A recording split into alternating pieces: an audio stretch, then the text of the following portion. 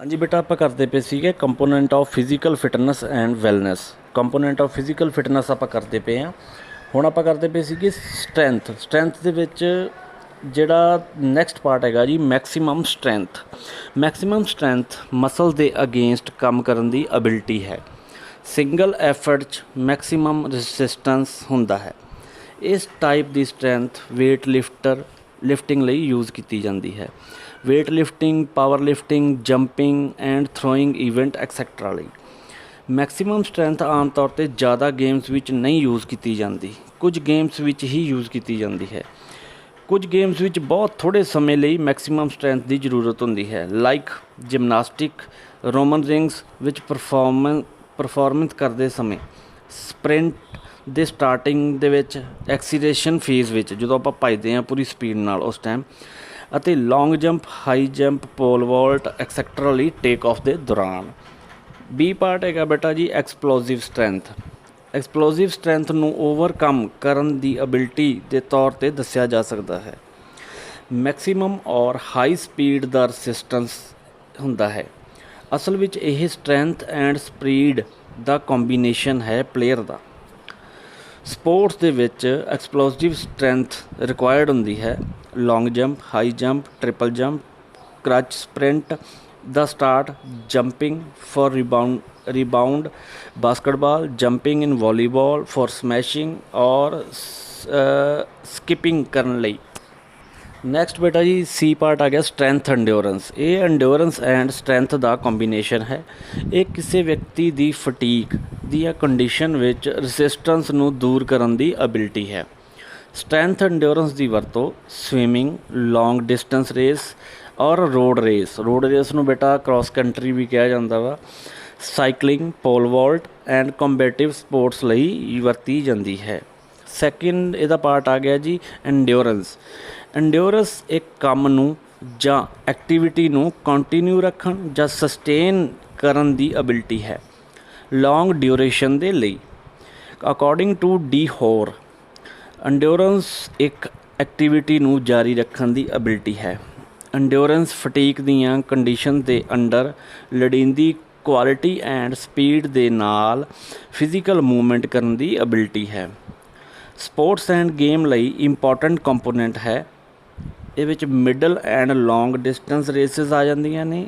Games like hockey, basketball, kho, football etcetera ਇਹਦੇ ਵਿੱਚ ਆ ਜਾਂਦੀਆਂ ਨੇ।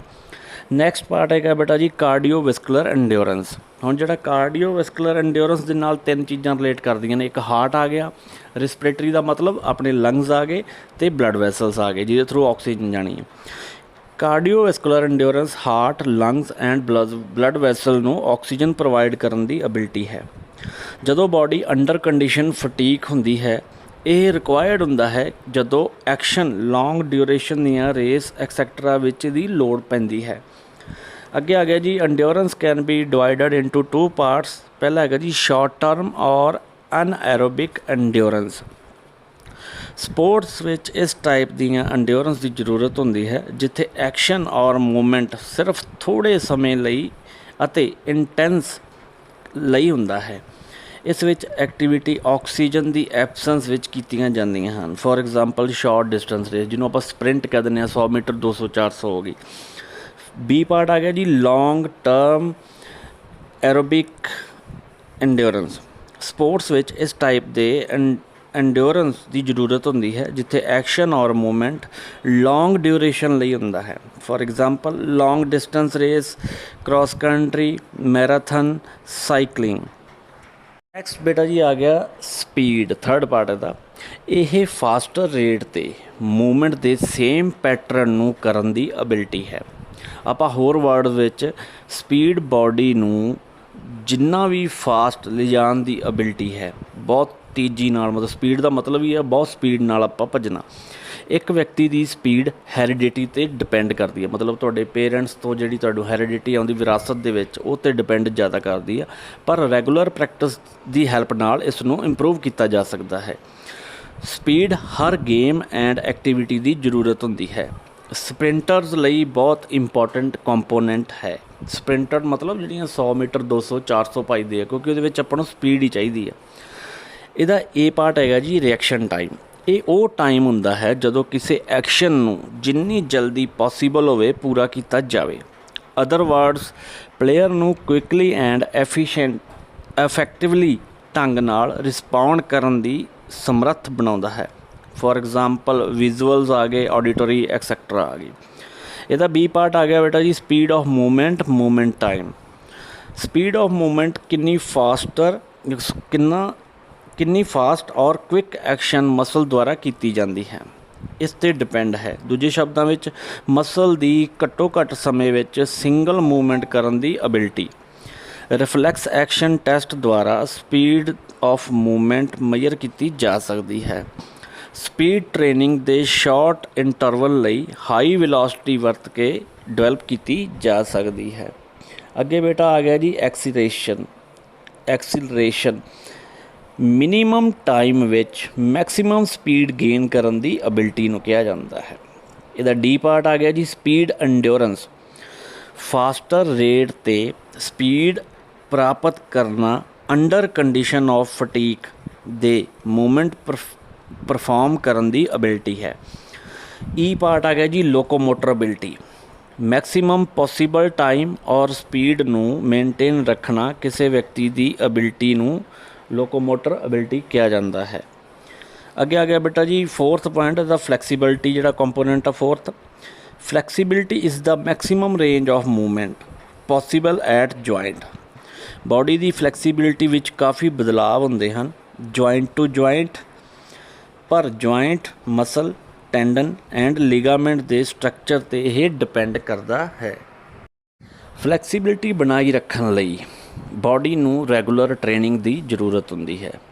ਸਟਰੈਚਿੰਗ ਐਕਸਰਸਾਈਜ਼ ਹੈਲਪ ਕਰ ਸਕਦੀਆਂ ਹਨ। ਫਲੈਕਸੀਬਿਲਿਟੀ ਨੂੰ ਮੇਜ਼ਰ ਕਰਨ ਵਿੱਚ ਫਲੈਕਸੋਮੀਟਰ ਦੀ ਹੈਲਪ ਦੀ ਜ਼ਰੂਰਤ ਹੁੰਦੀ ਹੈ। ਫਲੈਕਸੋਮੀਟਰ ਹੁੰਦਾ ਜਿਹਦੇ ਨਾਲ ਆਪਾਂ ਫਲੈਕਸੀਬਿਲਿਟੀ ਮੇਜ਼ਰ ਕਰ ਸਕਦੇ ਹਾਂ। ਇਹਦਾ ਏ ਪਾਰਟ ਆ ਗਿਆ ਜੀ ਪੈਸਿਵ ਫਲੈਕਸੀਬਿਲਿਟੀ। ਪੈਸਿਵ ਫਲੈਕਸੀਬਿਲਿਟੀ ਇੱਕ ਜੁਆਇੰਟ ਦੀ ਮੂਵਮੈਂਟ ਕਰਨ ਦੀ ਐਬਿਲਿਟੀ ਹੈ। ਫੋਰ ਐਗਜ਼ਾਮਪਲ ਐਕਸਟਰਨਲ ਹੈਲਪ, ਜਿਵੇਂ ਇੱਕ ਪਾਰਟਨਰ ਦੀ ਹੈਲਪ ਨਾਲ ਸਟਰੈਚਿੰਗ ਐਕਸਰਸਾਈਜ਼ ਕਰਨਾ, ਉਹਨੂੰ ਕਹਿੰਦੇ ਪੈਸਿਵ ਫਲੈਕਸੀਬਿਲਿਟੀ। ਬੀ ਪਾਰਟ ਹੈਗਾ ਜੀ ਐਕਟਿਵ ਫਲੈਕਸੀਬਿਲਿਟੀ। ਐਕਟਿਵ ਫਲੈਕਸੀਬਿਲਿਟੀ ਇੱਕ ਜੁਆਇੰਟ ਦੀ ਅਬਿਲਿਟੀ ਤੋਂ ਬਗੈਰ ਮੂਵਮੈਂਟ ਕਰਨਾ ਬਿਨਾਂ ਕਿਸੇ ਐਕਸਟਰਨਲ ਦੀ ਹੈਲਪ ਦੇ, ਮਤਲਬ ਕਿਸੇ ਪਾਰਟਨਰ ਦੀ ਹੈਲਪ ਤੋਂ ਬਿਨਾਂ। ਸਟਰੈਚਿੰਗ ਪਾਰਟਨਰ ਦੀ ਹੈਲਪ ਤੋਂ ਬਿਨਾਂ ਕਰਨਾ, ਇਸ ਦੇ ਦੋ ਪਾਰਟ ਹੁੰਦੇ ਹਨ। ਪਹਿਲਾ ਹੈਗਾ ਜੀ ਸਟੈਟਿਕ ਫਲੈਕਸੀਬਿਲਿਟੀ। ਸਟੈਟਿਕ ਫਲੈਕਸੀਬਿਲਿਟੀ ਇੱਕ ਵਿਅਕਤੀ ਇੱਕ ਮੂਵਮੈਂਟ ਕਰਦਾ ਹੈ ਅਤੇ ਕੋਸ਼ਿਸ਼ ਕਰਦਾ ਹੈ ਕਿ ਕੁਝ ਟਾਈਮ ਲਈ ਉਸੇ ਪੋਜੀਸ਼ਨ ਨੂੰ ਬਣਾਈ ਰੱਖਣ ਲਈ, ਜਿਵੇਂ ਹਾਲ ਆਸਨ, ਚੱਕਰ ਆਸਨ, ਬੈਂਡਿੰਗ ਫਾਰਵਰਡ, ਸਾਈਡਵੇਜ਼ ਬੈਂਡਿੰਗ ਐਕਸੈਕਟਰਾ ਆ ਜਾਂਦਾ ਜੀ। ਸੈਕਿੰਡ ਹੈਗਾ ਜੀ dynamic flexibility. Dynamic flexibility motion ਔਰ ਮੂਵਮੈਂਟ ਦੇ ਦੌਰਾਨ ਕੀਤੀ ਜਾਂਦੀ ਹੈ। ਜਦੋਂ ਵਿਅਕਤੀ ਨੂੰ ਗ੍ਰੇਟਰ ਡਿਸਟੈਂਸ ਨਾਲ ਮੂਵਮੈਂਟ ਕਰਨ ਲਈ ਇਹ ਜ਼ਰੂਰੀ ਹੁੰਦਾ ਹੈ। ਇਹ ਐਕਸ਼ਨਸ ਰੋਮਨ ਰਿੰਗ ਅਤੇ ਜਿਮਨਾਸਟਿਕ ਮੂਵਮੈਂਟ ਦੌਰਾਨ ਕੀਤੀਆਂ ਜਾਂਦੀਆਂ ਹਨ। ਫਿਫਥ ਪੁਆਇੰਟ ਹੈਗਾ ਜੀ ਕੋਆਰਡੀਨੇਟਿਵ ਅਬਿਲਿਟੀਜ਼। ਕੋਆਰਡੀਨੇਟਿਵ ਅਬਿਲਿਟੀਜ਼ ਮੀਨਸ ਕਿਸੇ ਕੰਮ ਔਰ ਐਕਟੀਵਿਟੀ ਨੂੰ ਐਫੀਸ਼ੀਐਂਟਲੀ ਵਿਦ ਪਰਫੈਕਸ਼ਨ ਨਾਲ ਪਰਫਾਰਮ ਕਰਨਾ।